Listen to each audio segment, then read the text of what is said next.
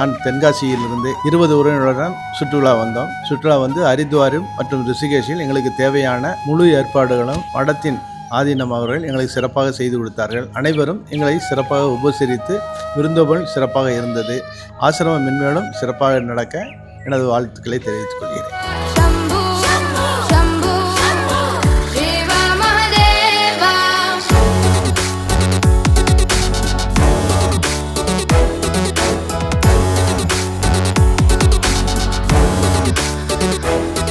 எங்களுக்கு பெரிய மனசு இல்லாமல் போகிற மாதிரி தான் நாங்கள் இப்போ கிளம்பி போகிறோம். அதனால் நீங்கள் எல்லாருமே வந்து ஸ்தலங்களை வந்து தரிசிக்கிறதுக்கு ஒரு வாய்ப்பு நம்ம வாழ்க்கையில் கிடைக்கணும். அதுக்கும் இறைவனை பற்றி